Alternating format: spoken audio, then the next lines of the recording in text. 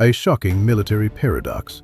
In the winter of 1944, the Ardennes Forest in Belgium was covered in heavy snow.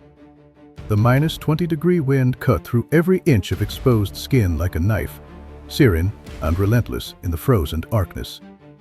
Deep in this frozen hell, General Omar Bradley sat alone at a field desk in his common tent, the howling wind audible outside.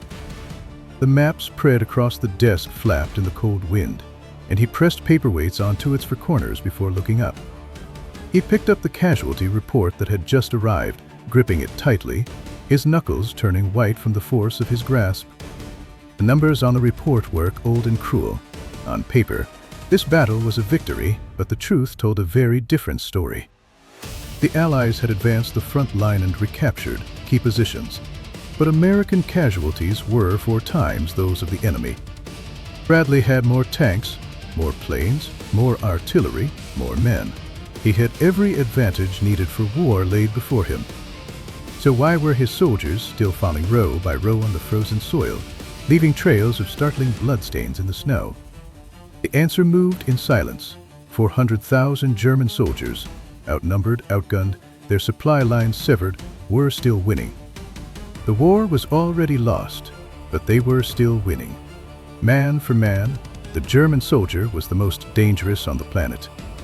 Not because of tanks, not because of machine guns, not because of any weapon you could touch or measure on a battlefield, but because of something implanted in their minds 20 years earlier, a combat instinct carved deep into their very bones. A war wisdom that transcended equipment, a terrifying power that grew stronger in desperation, turning defeat into deadly resolve. To understand why the 1940 for German soldier was so lethal, we need to travel back to 1919. That year, in the Hall of Mirrors at Versailles, the victorious nations signed their names on a heavy treaty with quill pens. Under crystal chandeliers, diplomats raised their glasses in celebration, believing they had solved the German problem for good. The Treaty of Versailles had one design purpose: to ensure Germany could never wage modern war again, not ever again. It limited the German army to exactly 100,000 men, not one more, not one less, stripping away all military power. It banned tanks, banned aircraft, banned heavy artillery, banned submarines, banned the general staff. Germany was disarmed. The Reichswehr was supposed to be nothing more than a glorified police force, just enough to maintain domestic order, too small to threaten any neighbor. Germany's military power was thoroughly castrated, a cage meticulously by the victors, but the Allies made a catastrophic intellectual error. They limited the quantity of Germany's military without realizing they were forcing its quality to super-evolve. When you cage a wolf, it doesn't grow weaker, it only grows more cunning. When you disarm a nation, you force it to find breakthroughs in invisible domains. This mistake would be revealed 20-5 years later at the cost of millions of lives. General Hans von Seyss-Inquart, the chief architect of the post-World War I German military, a taciturn soldier with the eyes of an eagle. He looked at his 100,000-man limit, looked at this treaty designed to destroy German military power, and made a radical decision. He would not build an army of soldiers. That kind of army was too ordinary, too easy to constrain, too easy to defeat. He would build an army of leaders. He called it the Führerheer, the leader army, a concept that sounded almost insane. Under Seyss-Inquart's system, every soldier was trained for a role to ranks above his current one. A private wasn't taught how to dig trenches. That was what ordinary soldiers did. He didn't need to know that. He was taught how to command a squad, how to make life and death decisions on the battlefield, how to find order in chaos. A sergeant wasn't taught how to follow orders. Obedience was instinct, it didn't need to be taught.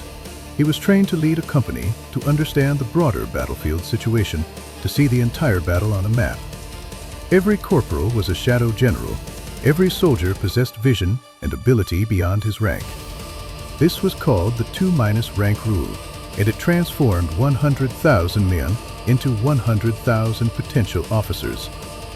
This wasn't an army, It was a vast officer training school, waiting only for a trigger to release its accumulated power. CC-AT forged a key from the shackles of the treaty, though no one realized at the time what door the key could open. And those diplomats raising their glasses in celebration at Versailles would never know what they had created with their own hands. Between 1920 and 1930-5, strange things were happening in Germany, things that baffled foreign observers. The treaty banned tanks, so German soldiers strapped cardboard boxes to bicycles to simulate tanks, practicing armored tactics on the parade ground. Cannons whirred on the cardboard boxes, bicycle wheels carved deep ruts in the mud, and soldiers pedaled while shouting simulated artillery commands. The treaty banned aircraft, so German pilots trained at glider clubs, learning to feel the wind and control in the air. The treaty banned the general staff, so officers continued to develop war plans at civilian research institutes, writing operational plans in the format of business reports. It sounded absurd, but it forced them to think. When equipment didn't exist, tactical thinking had to fill the void. Other nations' armies trained soldiers to operate machines, making them extensions of machines, replaceable parts, on an assembly line. Germany trained soldiers to solve problems, making them masters of the battlefield, combat individuals capable of independent judgment and action. When you couldn't rely on equipment, you could only rely on your brain. This forced thinking, this training method of finding ways out of deprivation, forged a combat literacy that other armies couldn't replicate. By 1930-5, when Hitler tore up the treaty and began rearming, Germany didn't need to build an officer corps from scratch. They already had one, and one that had been carefully polished for 15 years. Hitler wasn't expanding the German army, he was inflating it. Millions of conscripts poured like a tidal wave into a framework built by 100,000 elite mentors. The return on investment was staggering. One Reichswehr veteran could train 50 soldiers, and those 50 could train 20-500 more, expanding exponentially. This wasn't an army, it was a hive mind, where every individual possessed the ability to operate independently while perfectly integrating into the whole. By 1940-4, two fundamentally different war philosophies collide head-on the European battlefield, and the outcome determined the life and death of countless people. The Americans operated like a pyramid with orders flowing from top to bottom in rigid detail. If a captain was ordered to capture a hill, the order would specify exactly how to attack, which flank to approach from, when to open fire, and how much ammunition to use. Every step was precisely planned. Every action required approval from above. If conditions on the ground changed, the captain had to radio for new orders. Enemy reinforcements arrived. The terrain was different, the weather turned foul, and he had to wait for superiors to study, discuss, decide, and relay them back down. This created a fatal decision gap, a void on the battlefield that could swallow lives. The Germans operated like a network.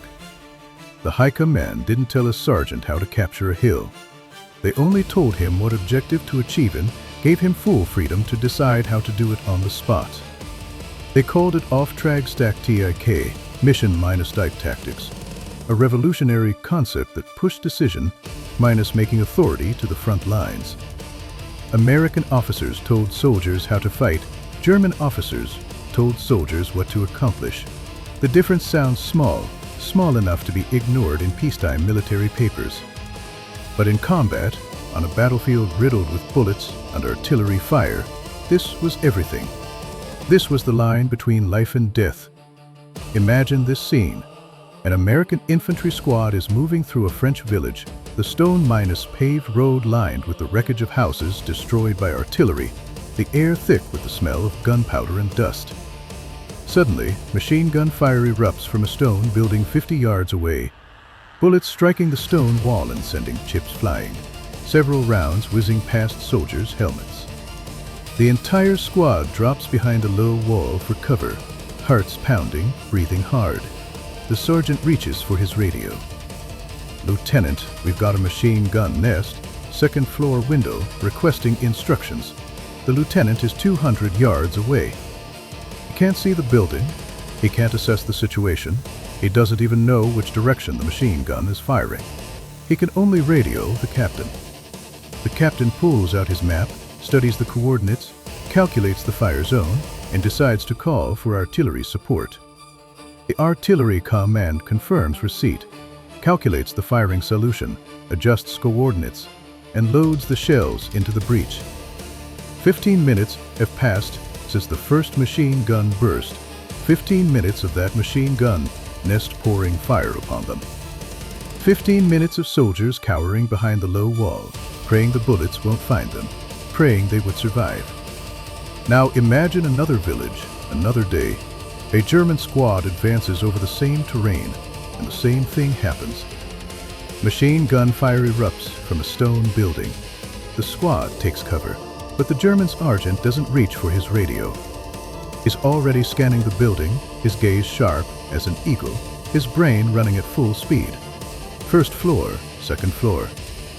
Then he sees it, a basement window, half-minus, hidden behind overgrown weeds, dark, unguarded, the weakest point of the entire building. He locks eyes with his two best soldiers. No words, only hand signals. You two go around the left side, basement window. I'll pin them down. The two soldiers move immediately, without hesitation, as fluidly as if they'd practiced 1,000 times. The sergeant fires at the second floor window, locking the machine gun crew's attention firmly to the front, pinning them down. 30 seconds later, his two soldiers reach the basement window. One pulls a grenade, yanks the pin, and tosses it through. An explosion sounds, and the machine gun falls silent.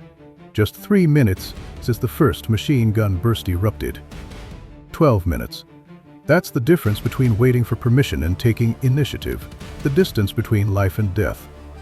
That's the true portrait of two military philosophies on the battlefield, and that's exactly what made it so devastating. That 12-minute gap didn't happen just once. It happened in every firefight, every ambush, every unexpected contact. Those minutes accumulated likes, and in an hourglass, eventually becoming thousands of casualties. American soldiers waited for orders while German soldiers were already flanking, already redeploying, already attacking. Every moment of waiting meant more bullets hitting more Americans. Every delay meant more families receiving death notices. The American soldier was a product of the assembly line, standardized, replaceable, supported by a massive, inefficient logistics tail that could even deliver turkey dinners and clean socks to the front lines. This was the most advanced way of war, winning through overwhelming numbers and administrative efficiency, like a giant machine crushing everything. The German soldier, by contrast, was a product of the artisan, each one unique, each one unique, each one carefully crafted. Because Germany lacked the resources for a war of attrition, they had no choice but to overmine and engineer their human hardware, treating soldiers not as heroes but as precision biological weapon systems. Every German soldier exceeded the qualifications of his role. He was the C of his own 10-man company, empowered with independent thinking and action. Ask yourself this question. If your radio was broken, your sergeant was dead, and all around you was nothing but smoke and chaos. Are you a soldier or just a target? American training didn't prepare soldiers for that moment. They were trained as gears executing orders, not as independent thinking warriors. German training started from that very moment. They assumed the worst had already happened, and then taught soldiers how to rebuild combat capability from the ruins. By 1940-4, many of the German soldiers defending France were Eastern Front veterans from the most brutal battlefield in human history, a place that made hell itself look inadequate. Frostbite was as lethal as bullets, tanks froze into iron lumps, rifles jammed from ice, and Soviet human wave attacks came in overwhelming numbers advancing over the corpses of their comrades. These men had survived the crucible of the East, and their eyes carried a calm that came from having experienced extreme fear. They knew how to fight when everything went wrong, because for them, everything going wrong was the norm. The average American soldier landing on Normandy had never been shot at, never seen anyone die. His first day of combat was D-Day itself. His entire understanding of war came from training grounds and movies. The German soldier across from him had endured 3 winters in Russia. 3 winters of hell sufficient to destroy the spirit of any normal person. This gap in experience was something no training could bridge. The MG40- to machine gun, Hitler's Buzztoy, 1,200 rounds per minute. You couldn't hear individual shots, only a continuous buzzing. Like a swarm of angry wasps circling overhead, the American Browning automatic rifle fired 500 to 600 rounds per minute. The MG40-2's rate of fire was nearly double. But what truly made it devastating wasn't the rate of fire itself. It was how the German infantry squad was organized. The German squad was built around the machine gun. The rifleman existed to support the machine gun, to provide it with ammunition, protect its flanks, and ensure it kept firing. The machine gun was the soul of the squad. Everything else served it. The American squad was built around the rifleman, with the BA merely as their auxiliary. A German sergeant with an MG40- could produce more firepower than an entire American rifle squad. This was why small German units could stand against larger American forces. In the hedgerow country of Normandy, in the dense forests of the Ardennes, on every narrow battlefield, this firepower advantage was amplified to the extreme. One German squad could suppress an American platoon. One German platoon could block an American company. This was why the Allies, despite having absolute numerical superiority, could never easily break through German lines. April 1940-5, Berlin. The Red Army surrounded the city with 2.5 million soldiers, 60-250 tanks surging forward like a flood of steel, 40-1,600 guns painting the sky red. The German defenders, about 100,000 men, were mostly white-haired old men and teenage boys from the Hitler Youth. No air support, no hope of reinforcement, no possibility of survival. Everyone knew the war was over, the Third Reich's end had come. So why keep fighting? Perhaps because of the military instinct carved into their bones. Perhaps because they didn't know what else to do besides fight. Perhaps because the seeds CCKT planted had grown into a towering tree, and even though the roots were already rotting, the branches still reached stubbornly toward the sky. In 2 weeks of death-perturbing combat, these doomed defenders killed 1,116 Soviet soldiers and destroyed 1,990-7 Soviet tanks. Over 80,000 lives consumed in a hopeless battle. This was the statistical signature of the German military, losing the war but winning every battle. They were so brilliant at small-scale tactics that they became blind to grand strategy. Because a German sergeant could capture a village with 10 men, the Highcom and believed willpower and tactical skill could compensate for a lack of oil, trucks, and aircraft. While winning every duel, their own house was burning, and the fire was beyond control. Tactical genius couldn't mask strategic stupidity, but when you're too good at something, you rely on it. Everyone wants to know about tanks, especially the myth you've probably heard that it took 5 Shermans to destroy 1 Tiger tank. That's not true. A 1940-6 U.S.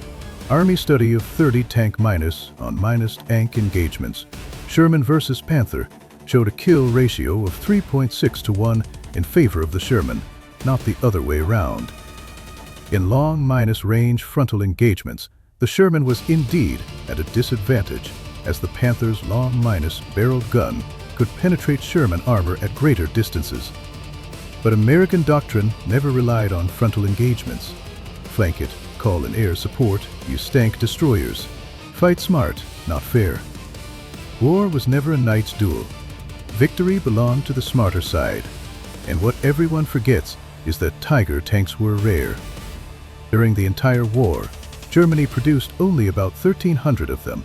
Most German tanks were Panzerreife Ursus, and the Sherman was evenly matched against them. The Sherman's real advantages were reliability and numbers. It didn't break down on the march, and it kept coming in endless waves. For every Tiger Germany produced, America built 10 Shermans. The artisanal model was lethal but unscalable. Every over-minus engineered German soldier lost was an irreplaceable piece of Germany's soul. Every American lost, and the 4-disc machine simply sent another standardized part, identical, plug minus and minus play. This was the fundamental difference between two civilizations, one pursuing the ultimate individual, the other pursuing the ultimate system. The war ended in May 1940-5, and the European sky was finally free of bomber droning. But those 100,000 brains didn't disappear. Like seeds, they scattered across the ruins of defeat, waiting for new soil. History books focus on Operation Paperclip, the extraction of rocket scientists like Wernher von Braun, who eventually put America on the moon, the most dazzling victory of the Cold War. But there was another, more important, invisible paperclip operation, happening quietly in the halls of the New York Times and the newly built Pentagon. American military theorists dissected German post-war reports with fanatical intensity through the 1950s, analyzing every battle's decision, minus making process word by word. They realized a chilling fact. In a potential Cold War against a numerically superior Soviet Union, the 4-disc model of mass minus produced slow minus moving infantry would lead to a slaughter, just like what had happened in the Ardennes Forest. They needed that software, the software that made German soldiers worth 10 of their opponents, the software that created miracles from disadvantage. So they began a quiet revolution, a revolution that needed no guns. They began integrating German military thought into the American military system, turning the enemy's wisdom into their own weapon. If you look at today's U.S. Army, especially the NCO Corps, you're seeing the direct descendant of the Weimar republics to minus rank rule, the emphasis on small minus unit initiative, the empowerment of sergeants to make battlefield decisions without headquarters, the shift toward decentralized mission command. All of these are translations of Auftragstaktik, the rebirth of German military wisdom in an American uniform. Look at any modern elite unit today, Navy SCILS, the SAS Delta Force. Look at their autonomy, their decentralized structure, their artisanal training, all derived from German military doctrine. The souls of the world's most elite warriors flow with the gene CAT planted in 1919. From Versailles to the Pentagon, from cardboard tanks to precision strikes, this bloodline has never been interrupted. The ultimate paradox of 1940-5 lies right here. The Western Allies provided the steel that won the war, but the Germans provided the code, the modern military minus industrial complex. We often romanticize the arsenal of democracy, and for good reason. Industry and logistics won the war, that's an undeniable fact, but we must never mistake strategic victory for tactical victory. The World War to German soldier was the product of a system that treated individual intelligence as the ultimate weapon of war. This system was born of necessity, refined in the crucible of defeat, so effective that its conquerors had to adopt it to survive the next century. In the end, 100,000 brains lost the war of machines. But the intellectual battle of 1940-5 didn't end with a surrender in a schoolhouse. It ended with the victors being reshaped in the image of the defeated. We adopted their methods to win the Cold War. We learned their thinking to build our modern military. Constraint forces innovation, humiliation breeds excellence, and a system designed to weaken a nation accidentally created the blueprint for modern warfare. Germany tried to win the war of machines with a war of ideas. They lost the war, but their ideas won the peace. This paradox doesn't just belong to World War II. It belongs to every era. When the strong crush the weak with numbers, the weak are forced to find a way out through quality. And when the quality of the weak surpasses the quantity of the strong, a new kind of power is born, one that cannot be measured in statistics. The story of 100,000 brains tells us that true power never lies in how much you have, but in how you use what you have. That's why even in the most desperate circumstances, wisdom remains humanity's most powerful weapon. Thank you for learning this history. Please support us as we continue to tell more forgotten stories. If you want more hardcore breakdowns of history's deadliest paradoxes, smash that like button and subscribe. I'm your strategy observer. I'll see you on the next battlefield.